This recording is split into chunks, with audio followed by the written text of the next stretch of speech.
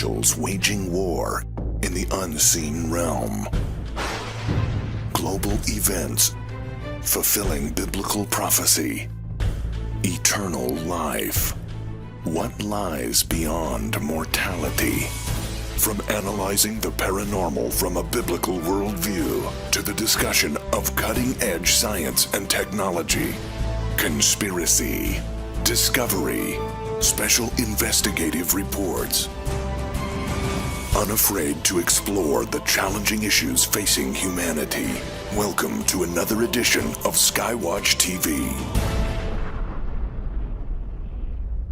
Hi folks, this is Tom Horn again, coming to you from the studios here in Missouri at Skywatch TV. And once again, so privileged to be able to have my good friend Steve Quayle in the studio with me. Hi, Steve. Hey, Tom. It's really great to be back and to take the next series of amazing events and amazing fulfillments of prophecy and our mutual investigations and research expeditions going on concurrently, unknown to either one of us. The only time we find out what each other is doing is we do radio interviews together. So now we're beating that. We're doing a jump step. We're doing it on TV. Yeah, but it makes me wonder what next is going to happen between the two of us. Maybe we'll talk about that in a moment with Timothy Alberino's project. We're going to be talking mostly today about this book that you put out recently called True Legends. And I love that title, by the way, because you know, we have these legends throughout the United States of America, throughout the world. Everybody seems to have their mythos, and yet there's such commonalities in the stories that were told that seem to attest to a time when there really were things that were going on in the world that involved giants and things like that. So we're going to talk about that in just a moment. But first, speaking of giants, I learned recently that Timothy Alberino, who is your partner in crime, your partner in filmmaking, he's been producing a whole lot of just world-class, like mini documentaries that you guys are putting up. That's a good word. What's the name of your film company? Gen 6, short for Genesis 6 Productions. Yeah. And you know, thanks for bringing it up, because Tim just got back. Today's, what, the 21st, 22nd of, what month is this, April? All right. Yeah, you know, I keep strange hours, but Tim just got back from a 3-week trip to Peru, and we had a fascinating series of events that happened, and obviously Skywatch will be airing it. But what we're up to pretty much, Tom, is we're tracking down the giant cover-up that's taking place on multiple continents, multiple cultures, and I think I can explain to people the number one question that the doubters and the skeptics have. Well, where are all the skeletons? Well, Tim just returned from Peru, and fascinating, he was at Tiwanaku, he was in Bolivia, and he said in Bolivia they're undertaking a new dig, and the Bolivians just announced a whole new pyramid find. And what's fascinating is no matter where Tim has been in the last 3 months, Sardinia, obviously in Europe, Peru, Bolivia,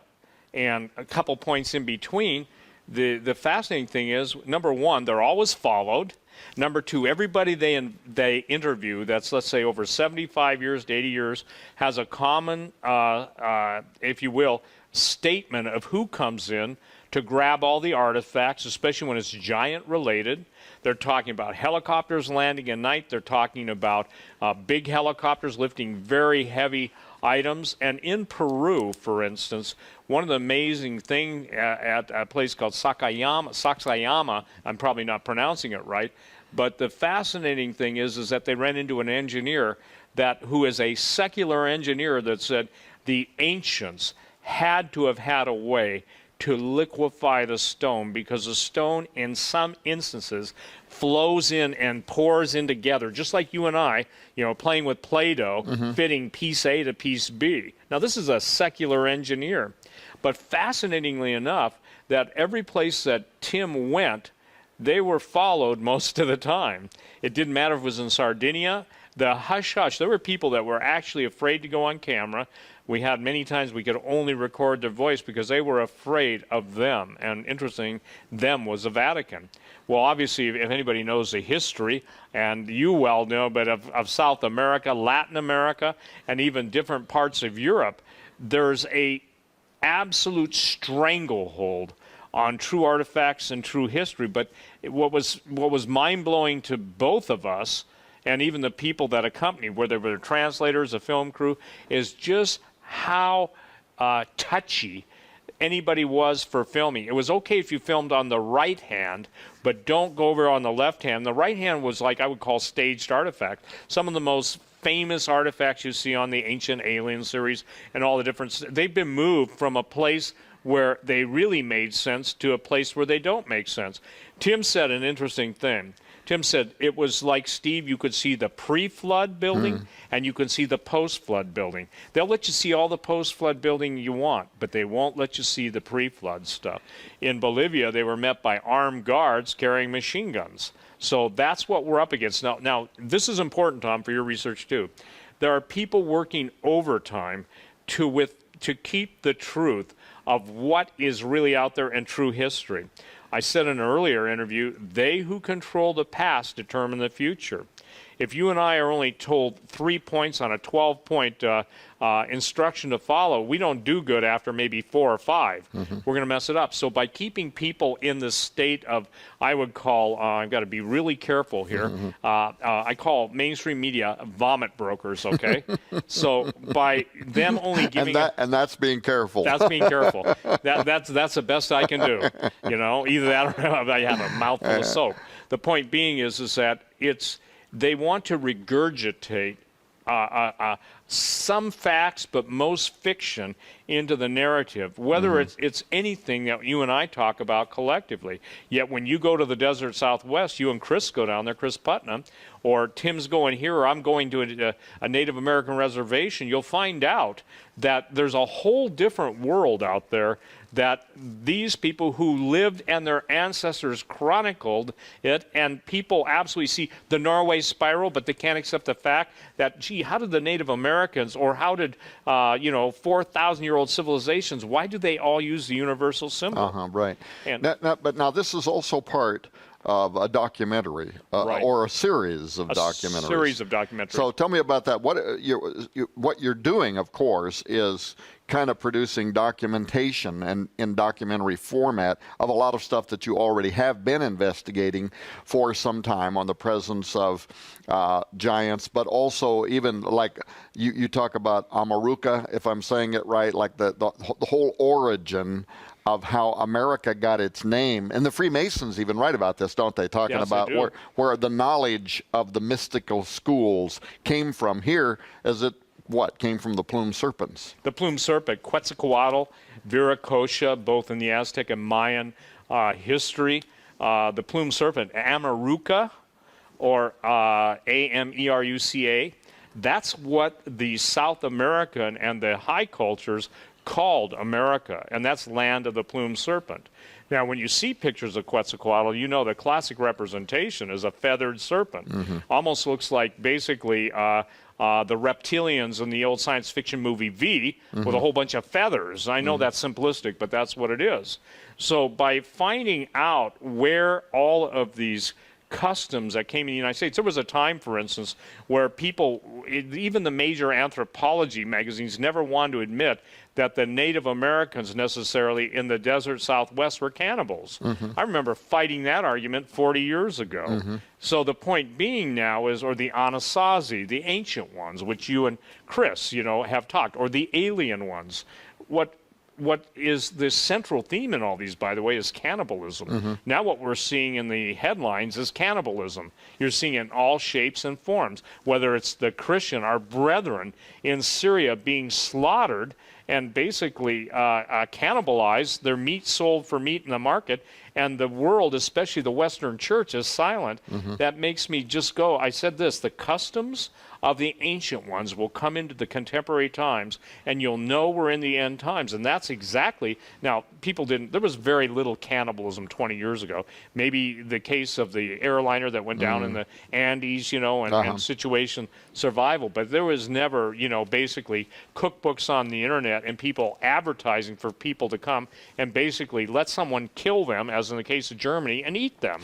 It's interesting because, you mentioned me and Chris had been doing, again, doing investigative work, not even knowing you were working on this brand new book, True Legends, where you're taking the stories that had been told by many of the American Indian tribes and the legends of the stories. I want to ask you in a few moments about the Smithsonian. Don't let me forget to ask you about that. But while you were doing that, we were actually going to the Four Corners area. Chris went down to the, to the southern end of the Anasazi Trail, as I started calling it, in Sedona.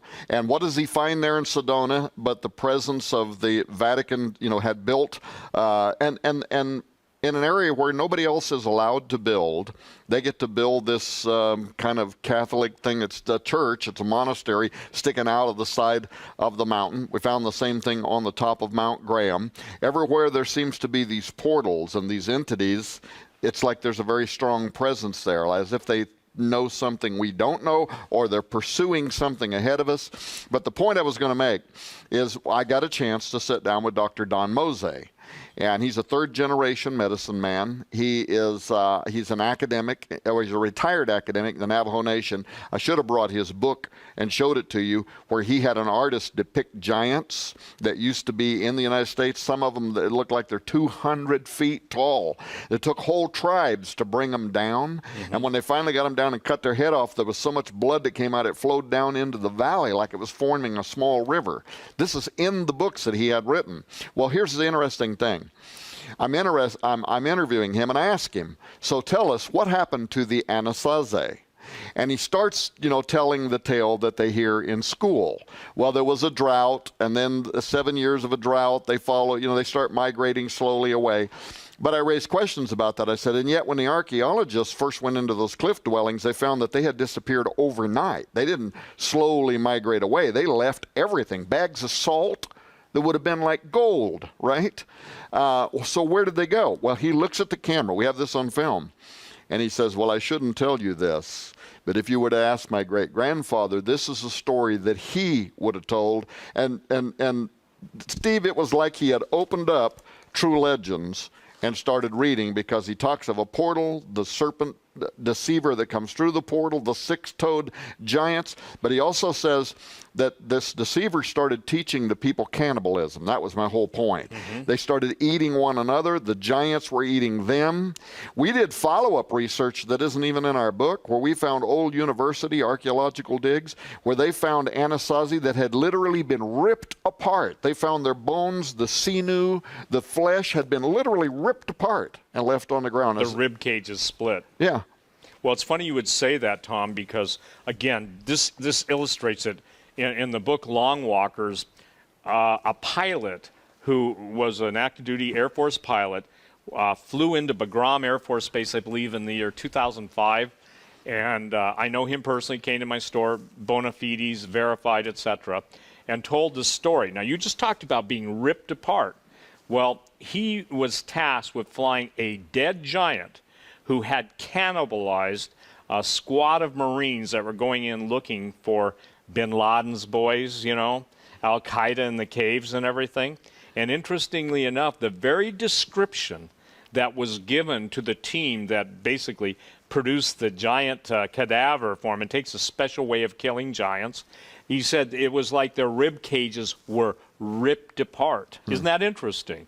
So you're in the desert Southwest talking to that very intelligent man, and his grandfather, I would tell you this, would know more about the truth than all the twisting. Well, Dr. Mose is a third-generation Navajo Nation medicine man and oral historian whose books are used in their schools. So, yeah, he's no Johnny-come-lately. I think the big discrepancy between fact and fantasy is that as the older generation dies off, this is why Tim, he's sitting on a reed island in Lake Titicaca, okay? And he's interviewing I think is like a 75 or 80-year-old man who only speaks the language that has to be translated into Spanish. Now, Tim speaks perfect Spanish and lived in Peru, so that helps. But it's always the same story. So they're talking about the helicopters coming in, talking about cannibalistic giants, and how's this for an interesting story? They go to a place called Amaramuru, which is a Stargate location, actual Stargate. So they have shamans there, and they're ringing a bell, and they're taking like a metal object and like you would take your thumb and make a crystal glass hum. They're basically making all these different noises. Now, I've been told by the people that know a lot about this stuff that Stargates work on words, sounds, and a power source. I never found out what the power source was. But while Tim, Vinny, and Benny, those are the three guys in the crew, are camped out at the Stargate, it rains, it hails. They've got this on video. And he said it was the most strangest thing they've ever seen, because around them, everything was clear. But right where they were was, if you will, this directed hailstorm. He said it was so furious that they had to go and get half the village to come and pull their car out and dig their car out of the mud, because basically they had gone up there to see this event. But the strangest lightning, the strangest sound. So what am I saying here? I'm saying that in your findings and our corollary investigation research, the common denominators are always the same. I think I've told you this before, I mentioned it on the radio. I was contacted by a major film studio years ago, 3 or 4, maybe 5 years ago, and they wanted to know if I would be willing to make the Giants rewrite a movie script that I had written, and basically making the Giants nice people. And I said, fee, fi, fo, fum, I smell the blood of an Englishman. Doesn't sound to me like they're eating burgers, okay? Right. So the point being is that even Shrek, there was a cartoon, and they made Shrek. An ogre is a human-eating monster, O-G-R-E. Yeah, not Congress, because there's some of those guys too. Those just eat the fruit of the land. But the point being is that we're seeing now in the corollary investigations that we're doing, the common denominators. And the Anasazi, it's fascinating. You jump to Easter Island now, and Easter Island used to have a curse, and the curse was, your grandmother's flesh lies rotting in my teeth. Lovely, huh? That was a National Geographic. So there's been a cover-up, because, again, what's troubling to me is that I see the parasitical appetite of demons coming into common acceptance. I don't play video games. I can honestly say I don't think I've ever played one more than 2 minutes, and then my attention span was over, and my manual dexterity is not what it used to be. I was teasing you about Joe. I love the way he plays the guitar. Yeah. My thumbs and fingers don't move that fast anymore. But the thing that's fascinating to me is that the theme in these video games is getting darker and darker. Do you know what the #1 selling comic book and cartoon series is in Japan? It's about man-eating giants, okay? And these are like 200-foot tall giants. So when you asked me earlier what's the difference about this Genesis 6 revised volume versus the first one I wrote, is the Woods document. They're 200, 300, 400-foot giants, especially Polyphemus. That goes right back to the Cyclops. That goes right back to Jason the Argonauts. It goes right back. And the Greeks, for instance, one of the, 2 ancient wonders of the world was, good night, the Colossus of Rhodes. That was that was 99 feet, and it spanned the harbor. Then you have the Temple of Zeus, which is kind of a portrayal on Genesis 6 giants, and that was a real temple where real giants sat. And held court. And these guys were in their 40 and 50 and 60 foot tall. So, Paul Bunyan and all those stories may have been dismissed when you found out from your Native American contact, and I'm hearing the same thing from my contacts around the world, because when you and I go on talk radio, it goes all over the world, and millions of people listen, and we'll hear from Australia, we'll hear from Siberia, we'll hear from all over the place. I mean, I've heard people say, we listen to you on satellite radio. And I said, you mean like Sirius? He said, oh, no, we're on satellite. We're getting you from the satellite downlink. So they must be in some research facility or have some capability. But those are the kind of people that make contact with us to give us the leads we follow up. And so I think it's time, I refer to this over and over, it's time for those hidden things to be revealed. And again, the people of God have nothing to fear. Now, if they know what's coming and we're articulating it, defining it, and preparing them for it, then they will deal with it in victory versus in subterfuge, defeat, and total panic. We've been talking here with my good friend Steve Quayle. You can see why I love talking to Steve, right? How do you do this with no notes? I mean, you have a mind like a steel trap. Right now, we've been talking about the book True Legends, and this is one of your newest books. This just only came out just a few months ago. No, that one came out about a year ago. About 1 year ago. Yeah, Little Creatures about 6 months ago. Actually, this is even newer than that, isn't it? That's new. That's like 2 weeks old. Little Creatures, and then Genesis 6 Giants. This is actually the what is this, a third edition, or it's your new edition? It's an expanded? New edition, but if it were going by the old line, it would be the 10th printing of it. Okay. So, but we're making all three of Steve Quayle's books available to you at a very special price. We're also throwing in we typically retail this for $30, Volume 1 of the Researcher's Library of Ancient Texts. This is the Apocrypha, but it has many of the books that you'll find sourced in Steve's books, like the Book of Enoch and some of the other ancient works like Jubilees, which also talks about the giants, also talks about the return of the giants and the fallen angels. Normally, these books all sell for $40 each because they're 2 to 3 times as big as anybody else's works. That would normally, between those 3 books and the Apocrypha, that would be $150 value, but we are making that available to you during these programs only for a special price of $99. If you call in the number that's on the screen, or if you visit skywatchtv.com, you will be able to get these books from our online store. If you call in, just tell them that you're looking for the Steve Quayle package, the Steve Quayle special, and you'll get all of those books for the special price of $99. Of course, we have each one of these available in the store for sale by themselves. If you want to buy just Genesis 6 Giants or the new Little Creatures book, I'm sure that we'd be happy to make those available to them too. Well, Steve, we've got about 5 minutes left here, and there's a question I just keep wanting to get to. Let's go for it. And it's the question of the Smithsonian. In your book, right towards the very beginning of True Legends, you tell a story that some people are familiar with, probably most people are not familiar with. Some people just call this the Great Smithsonian Cover-Up.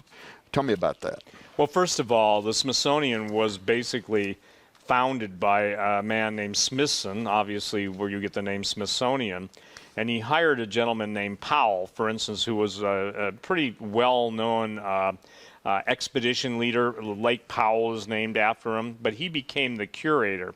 He suffered from a thing called isolationism. He wouldn't allow the thought that there were other civilizations and or people that had the ability to, number one, travel by ship. He thought that everybody grew up in an isolated area, and some people call that isolationism. Some people call it uniformitarianism, but that's as opposed to diffusionism, where everybody went everywhere. Mm-hmm. And I think it's important to remind people that the Smithsonian, from its very beginning, had the official party line that was pretty much established by Powell. And he would not allow any conflicting evidence, although I do quote in there, there's one quote of his that basically says, I can't account for this stuff outside of, a more advanced civilization and culture having generated it. In other words, he denies everything until the very end, and then he says, but I can't account for it. Everyone is familiar with the classic scene in the Raiders of the Lost Ark, where obviously at the end, after the Nazis and after the retaking of the Ark, and it's put into a crate and it's being taken down this massive, huge warehouse on a forklift and just placed in some indiscriminate spot in the warehouse out of the eyes of everyone to see. The reason the giant bones, now here's the bottom, here is I would say the definitive statement. The reason the Smithsonian does not allow the truth to come out on this is because giants would indicate that the biblical narrative is accurate and would totally undermine Darwinian evolution, okay? And if you know the history of anthropology, there are times when the anthropologists believe that the Piltdown Man and some of the Peking man and all these anthropological supposed species that existed, they had the jawbone of something, and they built a whole mythological creature around it. Well, if they can believe a lie then and perpetuate that lie and then only grudgingly admit it was false, what makes us think that they're telling the truth about anything? Good example. We're now seeing NASA. There was never water on the moon. Now there's once water on the moon. Mm-hmm. There was never water on Mars, yet they're finding there was water on Mars, We're seeing all these hints, and you and I have talked about it, the alien agenda. Here's what's key. In every area that you and I have investigated or will investigate, wherever there's a military base, Tom, wherever there's a Catholic presence heavy, those are mystical, and there are also electromagnetic contact points like Sedona. Good night. They consider that one of the most important vortexes or power centers between dimensions in the world. Well, that's what Timothy Alberino and the film crew were down in Peru, all over Peru, basically tracking down. And I would say this, if you go out and it's a bright blue sky, you camp out in front of a known Stargate, and all of a sudden you've got an isolated weather war against you. Obviously somebody or something was not happy with the presence. I won't say it's a supernatural thing, but it's certainly an unusual thing, and even the natives couldn't figure that one out. Yeah, and deities try to emulate God, so that how Israel in the Old Testament would follow God, and they would follow the cloud, right? Correct. God created what we could almost explain in chemistry, but he did it miraculously so that they would follow it. And the demons always try to emulate him. They always try to be like he is. I will exalt my throne above the stars of God. I will be like the Most High. This is what they want, right? They Absolutely. want to be worshipped as gods. So it'd make great sense. In fact, in True Legends, you talk about the storm gods, and so there's mythology and storyline that go around that whole concept since forever that would make you then wonder. Timothy goes down. He's with a group of people. He's in an area that's supposed to be a portal. Beautiful weather all over the place, and a storm just decides to come right over the top of them and have a hissy fit because they are there. Of course, electromagnetism. They can read that in the ground. Like you mentioned, Sedona, it's off the chart.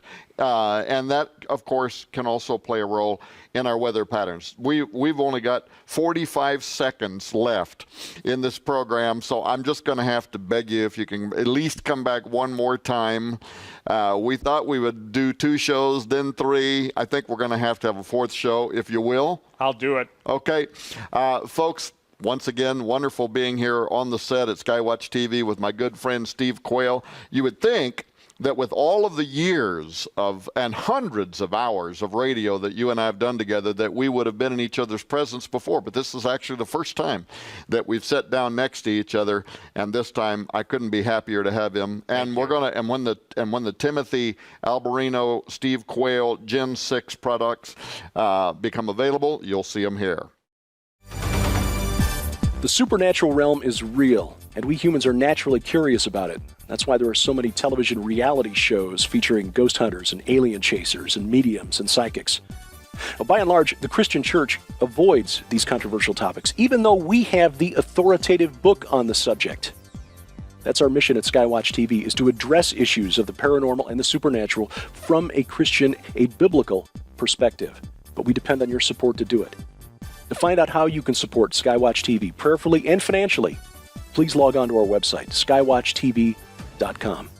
And keep watching as we keep watch at Skywatch TV.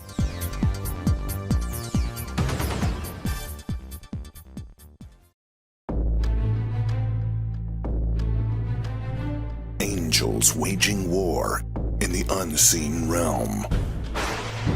Global events fulfilling biblical prophecy. Eternal life. What lies beyond mortality? From analyzing the paranormal from a biblical worldview to the discussion of cutting-edge science and technology, conspiracy, discovery, special investigative reports. Unafraid to explore the challenging issues facing humanity. Welcome to another edition of Skywatch TV.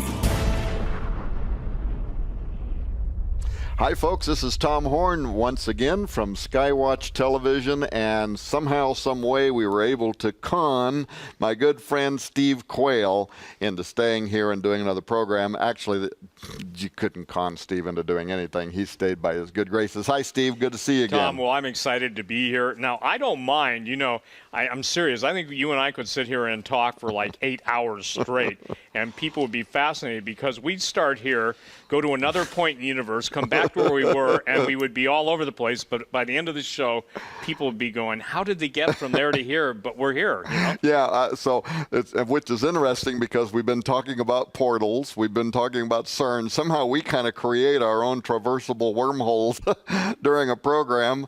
We bend space and then come back to the beginning somehow. And speaking of that, that is what we left off the last program, talking about portals. Now, you've written these books.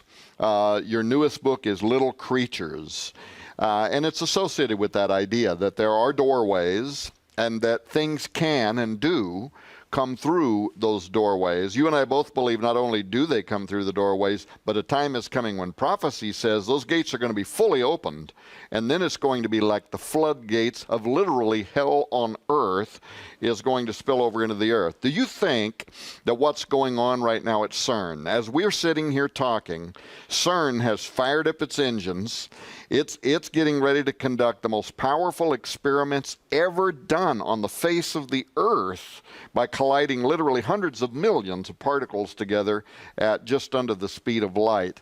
But CERN's own director, he said, we may open a doorway and we may send something through it, or something may come through from a parallel universe. What in the world are these guys trying to accomplish? Well, the late friend of both of ours, David Flynn, when he would write about the Ouroboros, I was interesting that we would be talking about this because CERN, in the dimension of the particle accelerator, is a type, actually, of the Ouroboros.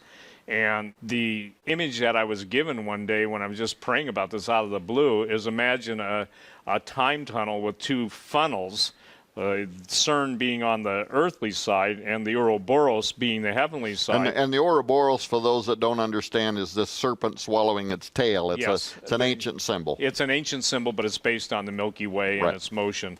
But the point being, Tom, is that when you have the head of CERN making that type of announcement, it absolutely should cause people to take note. Now, some have taken note.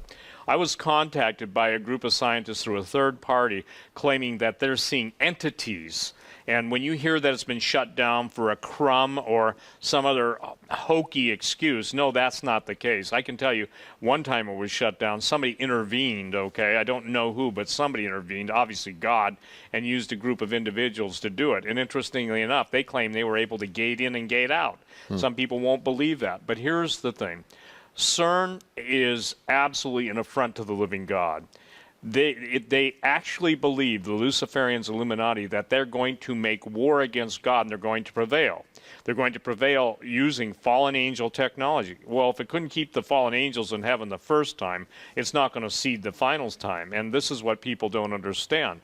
The end time battle is not just with guns and tanks and missiles and lasers and space-based weapon systems and alien technology. It is a supernatural weapon. Even the Bible teaches that the weapons of our warfare are not carnal but mighty through God to the pulling down of strongholds. A stronghold exists in the supernatural realm. And as we're dealing with CERN and Shiva, the destroyer, I find it interesting that the symbology of CERN is the Hindu deity Shiva and the cosmic dance of creation and destruction. Now, of course, on the destruction, I think they're trying to get up to an interesting number, 13 trillion electron volts, 13 TeVs, okay? Well, when they rev to that TeV, I don't think they're going to understand and be able to contain the unintended consequence. Now, again, if people would get this through their mind, especially Christians, we're seeing it with the persecution all over the world, that there is now the global release of a supernatural evil not known to this degree across the whole world. It's like everything is a timepiece with all the sprockets, gears, balance wheels or imbalance wheels, all functioning, and it's all turning in essence those giant tumblers on the vault of all the supernatural coming into our dimension. I was just speaking to Chris Putnam earlier during the break, and I said, "Oh, what a joy it is to meet somebody who's a fellow supernaturalist." And he's sitting off camera right now. But the point being is that what has happened is that the professing believers have lost all contact with the true nature of a holy God, of a God who's omnipotent, omniscient, and they've lost track of who they are in Jesus Christ. Because God's image in us is his likeness and image in Genesis, and now the very people that you and I are always talking about and against are saying they can do a better job at the recreation of mankind than God did in the beginning. And they're promising eternal life, eternal sexual favor, and for the record, the biggest money going into robotics and AI are by that industry. That was tough for a lot of people to take until they read it in Drudge, yesterday or the day before. Now we've got longevity, and they've basically made the statement, again, on the biggest newspapers of the world, man will not die. That sounds to me like somebody who was a snake telling Eve a lie that she believed, and now we all got to buy back what Adam and Eve surrendered in the Garden of Eden. And we're seeing a total assault, A-S-S-A-U-L-T, and insult against the person of Lord Jesus Christ. Anything else is fair game. Anyone else, you can worship the trees, frogs. You can do anything you want in this day and age except name the name of Jesus. The military has declared war on Jesus. They absolutely are kicking out. Now, why is this critical? Because those entities, we're talking about seducing and deceiving spirits. We're talking about a supernatural group of beings or entities that are now basically influencing the willing dupes on earth, that they basically believe they're going to be gods. And you and I, in all the years, and it's kind of fun to come here and reflect back, here being Missouri, or should I say Missouri? Missouri. Missouri, okay. I always get in trouble. If I say Madrid, they tell me it's Madrid. If I say Madrid, it's Madrid, okay? Well, anyway, here in Missouri, the point being is that we're now discussing events that are taking place half a world away. We're seeing, what are we seeing? We're seeing, just in this last week, we're seeing multitude 6.6, 6.8 earthquakes. So the harmonics of the very, if you will, the frequencies of God's creation. I tell people this, remember this, God said, let there be light. Sound preceded light. And it's fascinating because even the Hebrews and some of antiquity teaches that God sang the worlds into existence. Now that may be hard for people to believe, but Lucifer's job before he became Satan was the worship of God, Ezekiel 28. And the thing is, the tabrets and the pipes were his. That means he was a musical instrument. If you look at the power of music, the transformation of the human brain by specific frequencies, and Joe would know about this, 440A is not the good tuning to be tuning to. A lot of people say the harmonics of creation should be closer to 432A. Well, that's not just a guitar tuning regimen. There's an actual purpose in that because one produces harmony, true harmony, not talking about singing harmony, but I'm talking about, if you will, subatomic harmony versus dissonance. And so when you and I begin to talk about forbidden gates, I want to make this clear to people that the ancients knew not only how to move these gates, but how to move between these gates.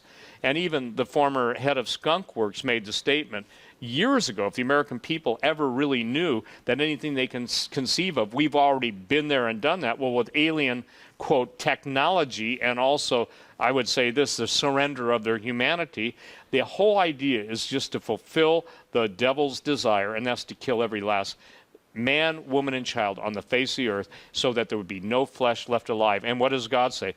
That would happen, but for the sake of the elect, those days will be short. Yeah, and it's interesting that you bring up this whole question about sound waves preceded creation and light, and yet what they're doing there at CERN is they're trying to discover subatomic particles and shatter these protons and see what the subatomic particles are made out of. But they're looking for things like quarks, and they're looking for gluon.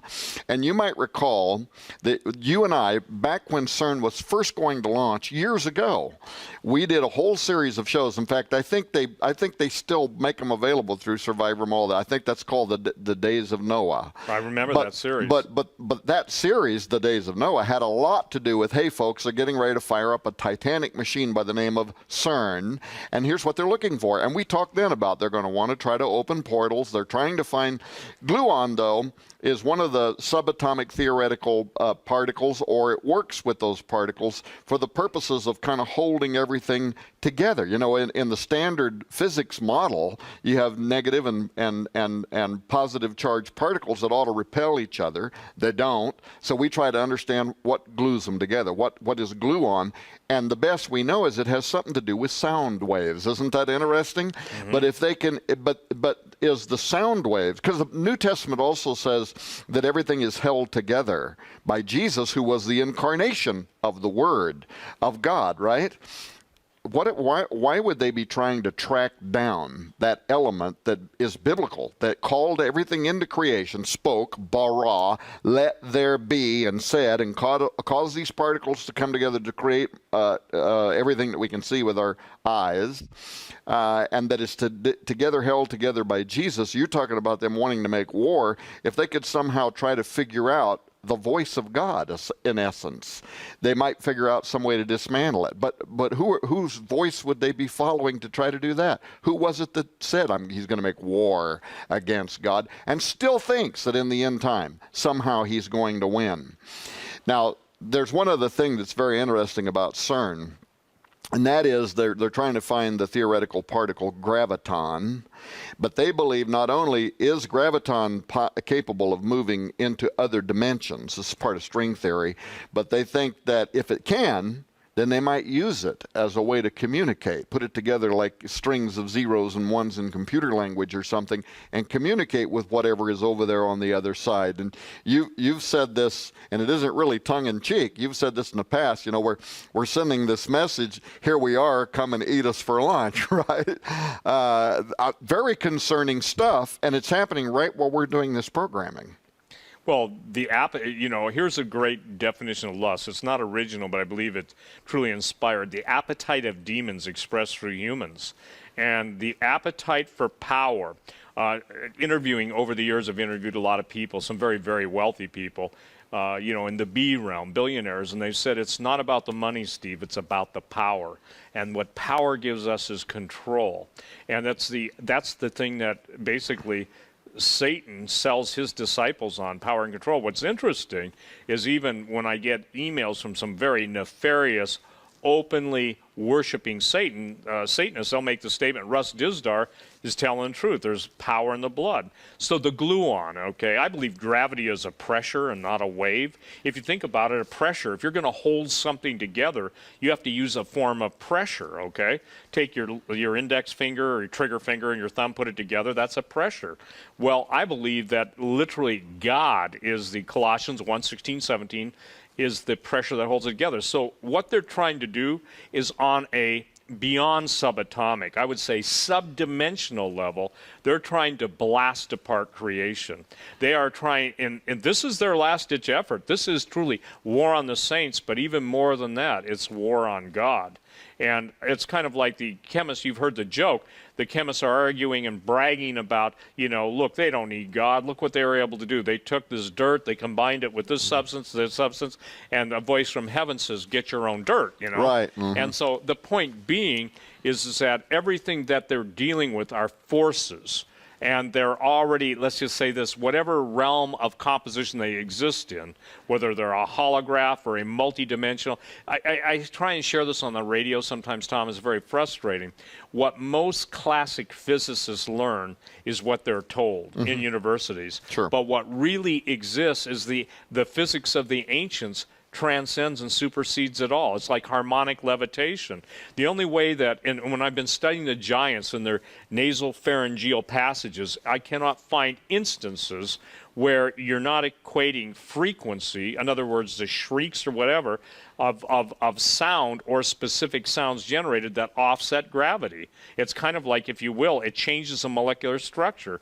And as I was sharing earlier on Tim Alberino's Gen 6 expedition to Peru, they actually found a secular engineer whose composite and structures, expertise is beyond question. He's saying, look, I don't know who did it, but whoever did it was able to change the literal mass of basically the granite, or the composition of the giant stones, and make them actually pour into each other. And that was the word he used, poured in. If you take your knuckles and put them together, obviously you can mash them together, but if it's offset and I can get this one to flow into that one without, quote, chipping, and by the way, Hebrew slaves did not do it with cords, okay? I mean, I got a guy giving me a treatise on how the Hebrews built the pyramids, and I said, good luck. You go to the step pyramid at Saqqara, and brother, that's like thousands of years before that, or the erosion of the Sphinx. So I think we have answers for people, but I think they've got to, no pun intended, but it is a good statement. They need to discern the times. Discerning of spirit is a gift of the Holy Ghost. You cannot live in this world without God's gifting. And you were raised in the Assembly of God. I was raised in the Assembly of God. And we can both look back and see definable supernatural miracles that we watch take place.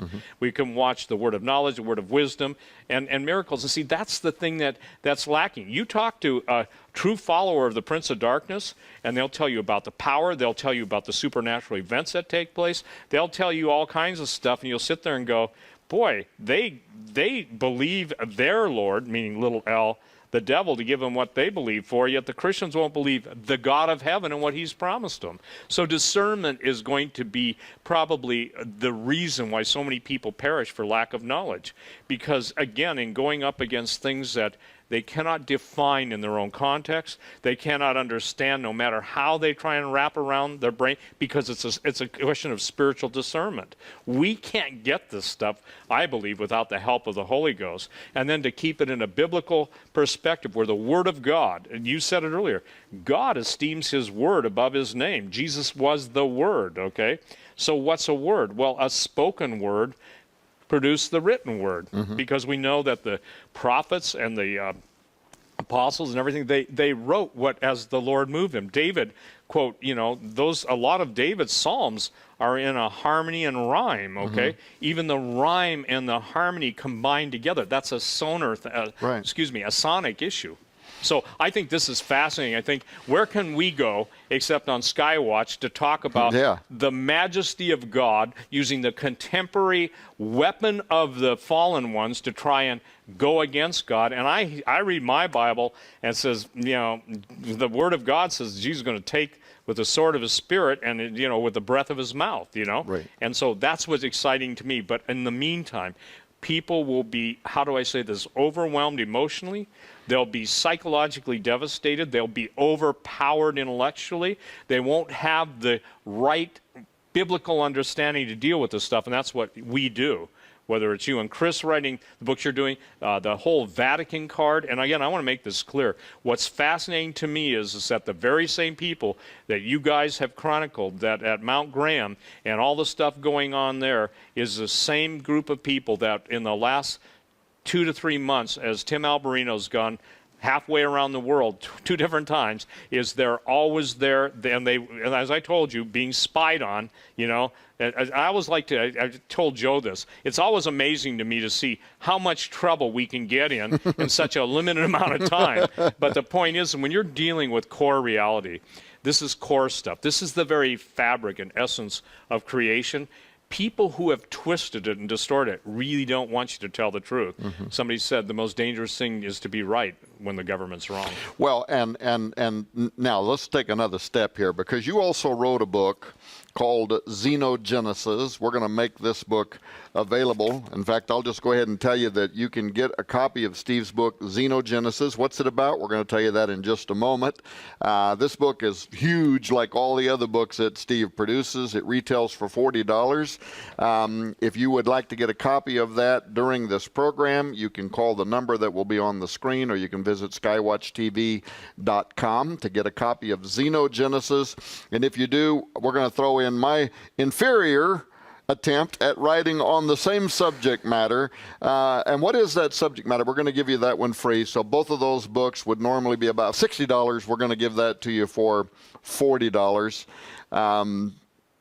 The subject matter is transhumanism. Now, what in the world does transhumanism have to do with portals? Well, I've always believed that when the Watchers came down in the days of in the days of Jared, and Noah's great-grandfather, in essence, they were using human material, blending it with animal material, creating a life form outside of the divine order. But why would they want to do that? Well, Peter and Jude both quote the book of Enoch. Absolutely. It's saying that their purpose for doing that was they wanted to leave their fixed habitation, their place in heaven. And they saw that new biological construct as a portal, a way, a method to move from their reality into our three-dimensional reality. So isn't it interesting that in a way, it isn't just metaphysical gateways, stargates, portals, thin places where the barrier is thin between some other dimensional reality and our reality. But these entities can also use biology.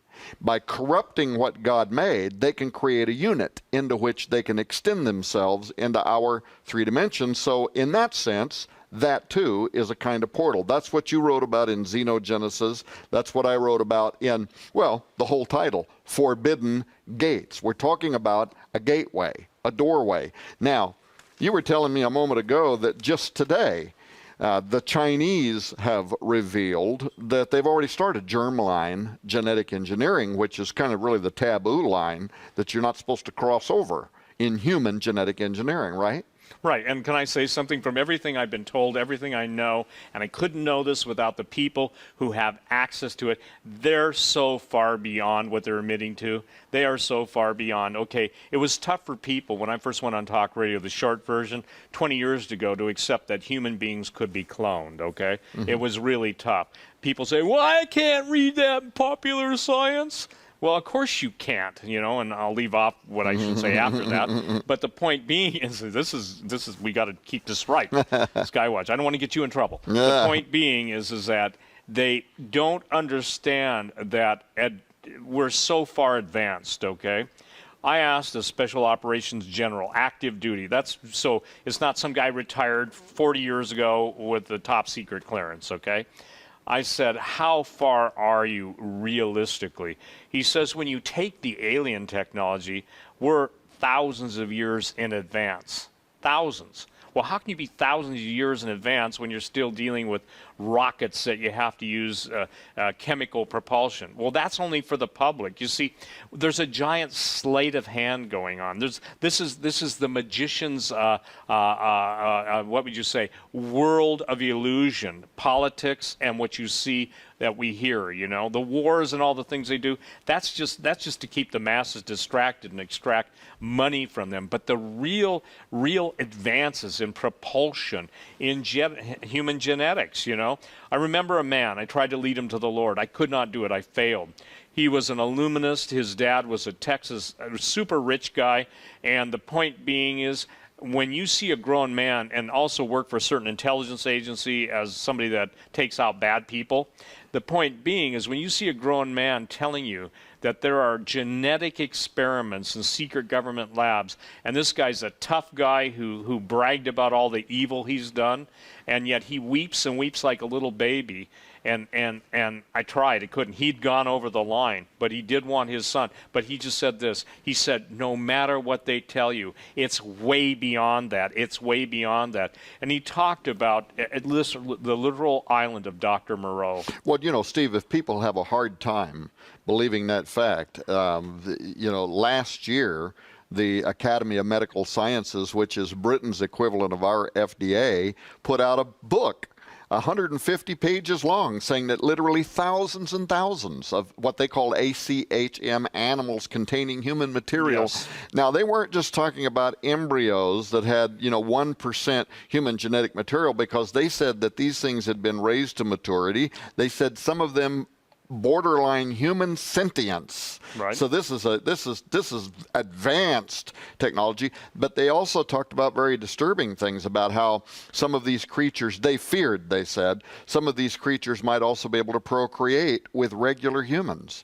So we are literally now talking about the island of Dr. Moreau. We are. And this is not weekly world news. This is a highly level-placed body of scientists that work for the British government that put this out. And interestingly, they weren't calling for a prohibition on the science. They were saying that there ought to be a international regulatory body. Well, that's what they're talking about now today. China admits that they've been doing germline genetic engineering. You hear this again. Well, we need an international regulatory committee to get everybody to agree to a moratorium. It's never going to happen, right? If the science exists, we got 1 minute left in the show. If the science exists, you and I both know that this is already happening. You got like 45 seconds, Steve, to tell me what we can make of this. The Garden of Eden is now as real, the temptation, as it was in Adam and Eve's day. It is now. They are trying to create, the Luciferian scientific make war on God community is literally trying to do away with all humanity. You've warned about it in Singularity. I've warned about it. We've both written about it. It's not a future event. It's happening now. The wars that are getting ready to happen as Russia, China, everything's basically going, if you will, ballistic. It's like nuclear rods going into a reactor, and the point is I don't know when it explodes, but it's just about to explode. As it explodes in the natural realm, it will explode in the negative spiritual realm. And so we literally have entered into a fulfillment of end times prophecy as it was in the days of Noah. Yes, sir. As you've so often said, and of course you've wrote about in your work. Steve, it's sure been wonderful the last 4 weeks being able to do these programs with you, recording programs that are playing out over a 4-week period. I hope you'll come back again sometime soon and do it again. Keep us updated on what's going on with Gen 6 Productions, Timothy Alberino, the documentary series. I know that if people want to contact you through stevequayle.com, maybe they can even help you fund some of that expedition. They can be a partner in it, and we need that because what we're doing is, Tom, 6 to 8 episodes. Each episode can cost pretty close to 6 figures. We basically are on the trail of the true Atlantis. And by the way, Atlantis was destroyed for their genetic modification experiments. I'm sorry that we're out of time, ladies and gentlemen. Join us again next time on Skywatch TV. Thanks, Steve, for being with me.